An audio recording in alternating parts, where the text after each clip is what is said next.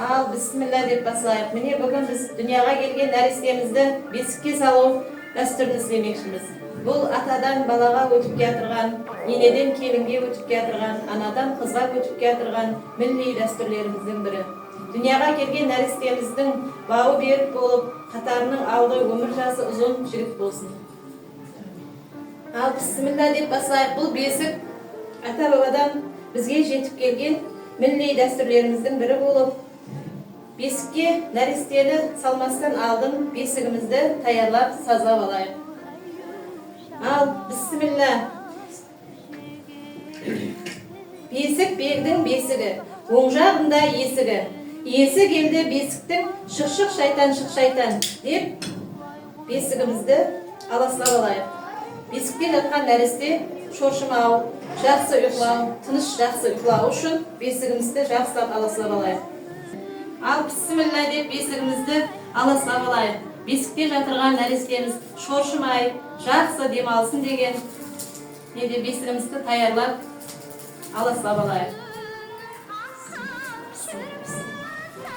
Бесікке нәрестені салмастан алдын бесіктегі көпшігінің астына нан қояйық. Нан қойғаным себебі бауыры нандай күтін болсын, ырысқы несібелі болсын деген. Айна қойған себебім нәрестеміздің жүзі жарқын, жүзі айдай сұлу, қатарының алды. Бесікке салған нәрестеміздің ырысқы несібесі мол болсын, қатарының алды болсын, бір денсаулығы жақсы, ішкі құрылыстары жақсы болсын деп тыштым істейік. Ішеклері жақсы рауайланып, жақсы бесікте жайлы жатсын. Тыштыма. Al bismillah. Al nani жегізе ғой балаларға.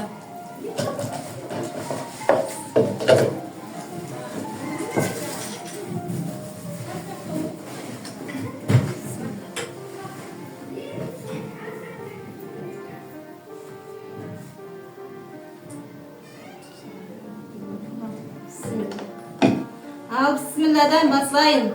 Ақталдан бесік жондырып, ұстаның ең зорын таптырып, дайып жұртты қуанып, әкелдім де бесігін.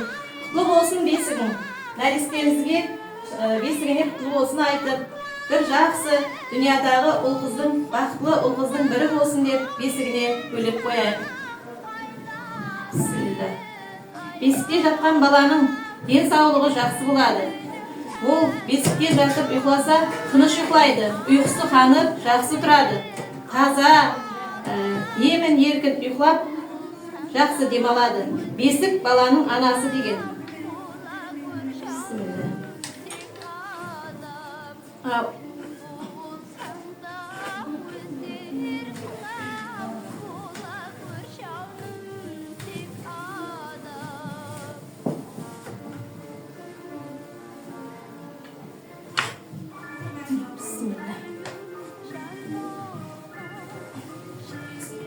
Al бесікке нәрестемізді салдық. Енді келін қаюын айтып өзің ұйқылатып бере ғой.